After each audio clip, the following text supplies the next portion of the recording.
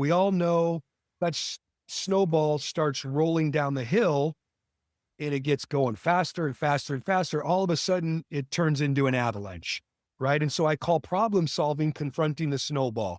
I wanted to confront every little issue before it became something big. Hello, friends. Welcome to the Champions Mojo podcast, where we bring you interviews and topics to help you live well and swim well. Conversations especially meaningful for masters swimmers and anyone striving to perform better in the water or in life. We're here to champion you. And now your host, Kelly Pallas. Today on the show, we're joined by Greg Clink, a former Division II national championship level basketball coach who spent 15 seasons as the head coach at Chico State, building one of the most respected programs in the country. His teams made 13 postseason appearances, reached 9 NCAA tournaments, and captured multiple conference and regional titles, earning him 3 Coach of the Year honors along the way. Today, Greg brings the same winning mindset beyond the court as a speaker and leadership expert, helping teams and organizations build what he calls championship culture through clarity, accountability, and high performance. Now, I know we're swimmers, most of us listening, but we're going to get some great nuggets on how to be high performers. Greg, as a former NCAA coach myself and someone who loves building championship cultures, welcome to the show. Thank you. Appreciate you having me. I'm excited to be here. So I really am excited to talk about culture. I think people feel culture, but we don't always have a way to name it, right? So let's start there. When you think about the word culture, how do you define it?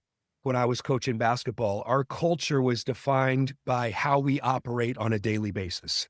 Okay, so how we operate on a daily basis really defined what our culture was about, how we treat each other, how we communicate within the organization, how we conduct ourselves in terms of our work ethic, how we show up, how we cooperate. And there's a lot of things that go into that. And when I was building culture as the head men's basketball coach at Chico State, there was obviously a lot of those things that you had to think about. And it really came down to a vision. And I think that if you go into any team, organization, business, and you are tasked with leading a group and you want to build and develop and sustain great culture, you really have to have a vision. You have to know what you want it to look like. You have to be a great communicator in terms of communicating that vision, to have a vision for how you want the program to operate. And that goes, there's so many different things that go into that: practice, fundraising,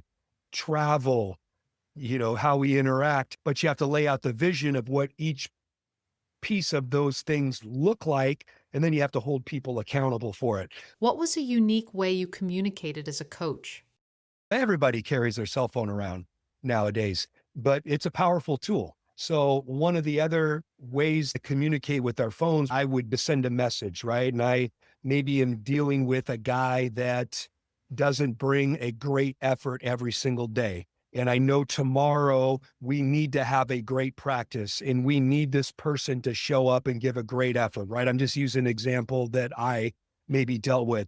So maybe that night I would send that person a text message and I would say something like, hey, you had a great practice today. We need you to have a great practice tomorrow, right? And here are the things that you did well today. If you show up with that type of mindset tomorrow, things are going to be great for you. And then maybe immediately after that practice, you tell them what a great job they did. Text them, hey, great job in the pool today. I also think another powerful one is when you get everybody together right at the end of practice before they hit the locker room, shower, change, go home.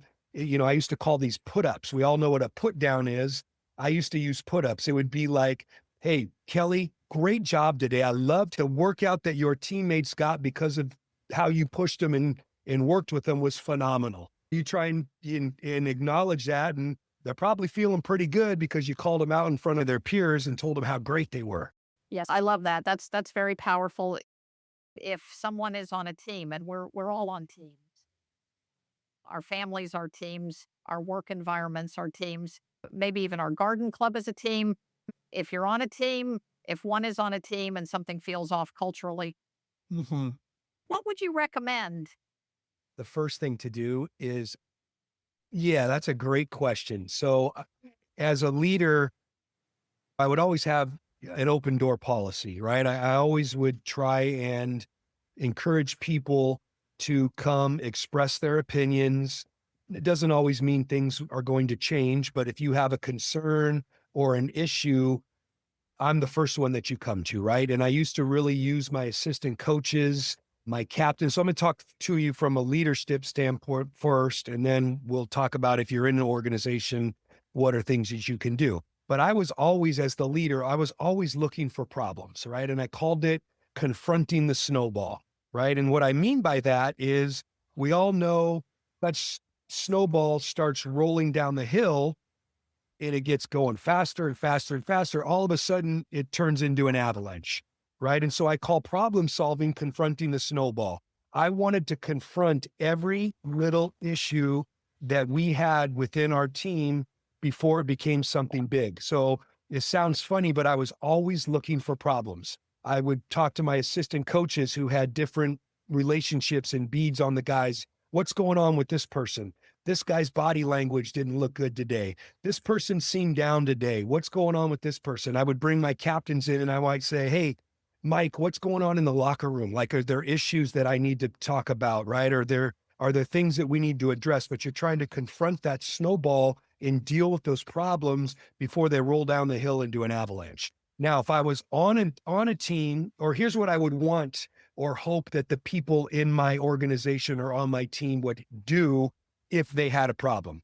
If they felt like something wasn't culturally right, or there was an issue that maybe was going on within the team that I didn't know about, I'd want them to come talk to me.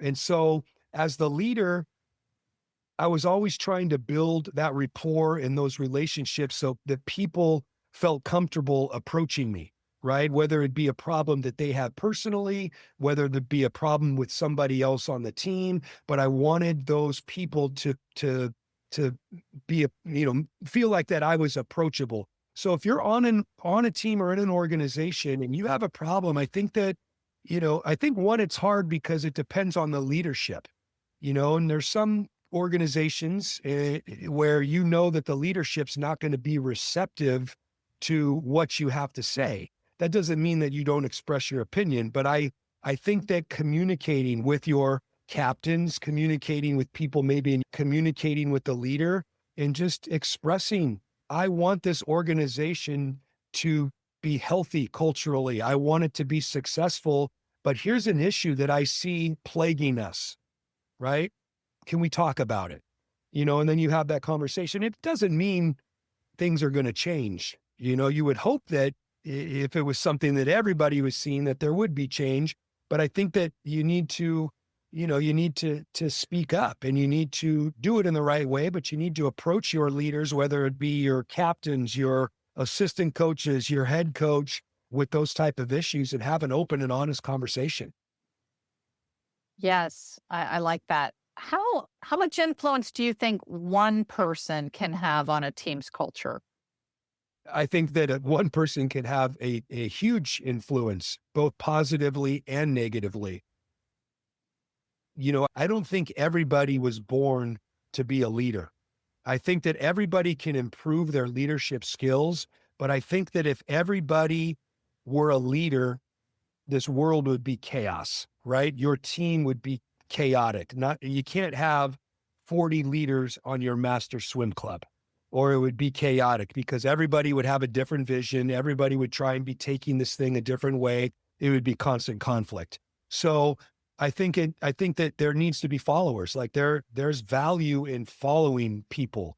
I think that if you are a leader and you have those type of natural leadership skills, you can influence the deal both positively and negatively in a big way, and you would hope that if one of your leaders has an issue, that they come to you, right? And you have that communication, because what you don't want your leaders to be doing is negatively taking it the wrong direction. And that can happen a lot. That happens on a lot of teams where you have people in leadership positions or that are natural leaders and they're not happy with the way things are going. Those type of snowballs that you need to figure out, right? The head coach, you need to not only be evaluating people in the pool, but you need to be evaluating those interactions and conversations that are happening on the way to the swim meet, in the restaurant, at the next town when you're finishing this, like your ears and eyes have to always be open and like, who's affecting this deal? Who's affecting it positively? Let's reward them and praise them. And who's affecting it negatively? That's a conversation that I need to have real quick so that we get that person back on board. Yes. Yes. That's awesome. Now, Greg, is there anything that we have not talked about or that I haven't asked you that you think you would like to share with our listeners? I think this has been great. I love talking about leadership, and I love talking about team building and developing culture and interaction. I coached college basketball for 30 years. Obviously the last part of my career was the head coach at Chico State. I retired 2 seasons ago. Really retired for family reasons. I have 3 sons. My youngest is a college wrestler now, and I virtually missed most of his high school wrestling career. And I decided, you know what, I'm not going to miss his college career. So that was my main reason. So there are certain things that I miss about coaching, that I miss about leadership.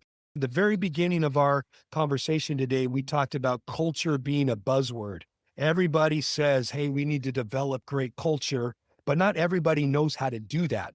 And so what I'm really trying to do now is I go into organizations and I talk about team building. I talk about developing and sustaining championship culture. I go into schools and I talk to coaches and student athletes about things that you can do to build programs, things that you can do to enhance your athletic experience.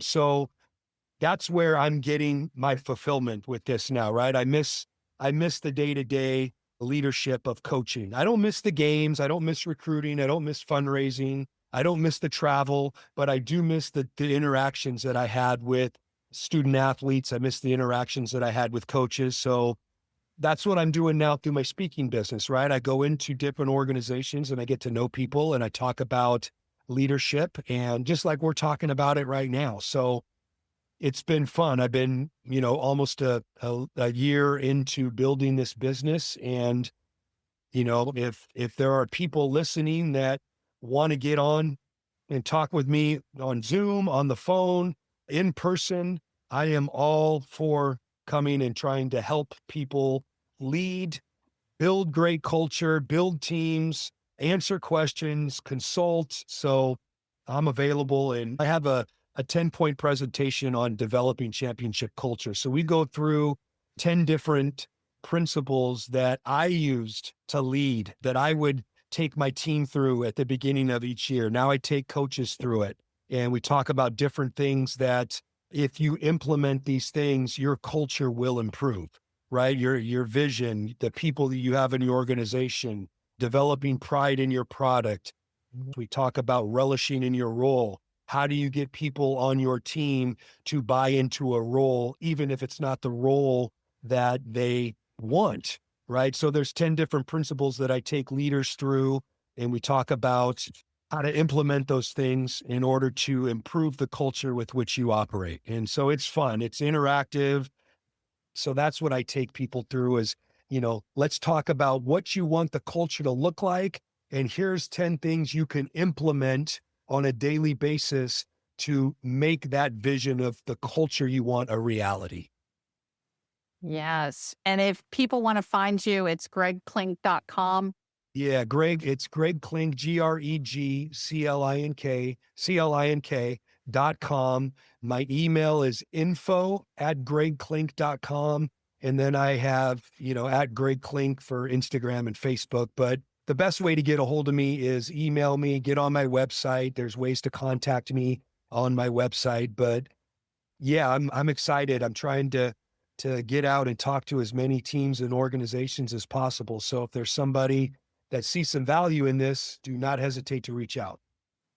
Well, wonderful. Well, you certainly know how to create a championship culture. You did it for so many years there at Chico State and coach of the year. And it's just, I think anybody working with you would be very lucky. So thanks Thank- for spending this time with us today. Really no, it's appreciate it. Great to get to know you, and I appreciate the opportunity to be here. Thank you, Greg. Thank you. Thank you for listening to the Champions Mojo podcast. Would you consider leaving us a 5-star review on Apple? That's like getting a best time for us. Kelly and our team would be so grateful. See you next week for another boost of mojo.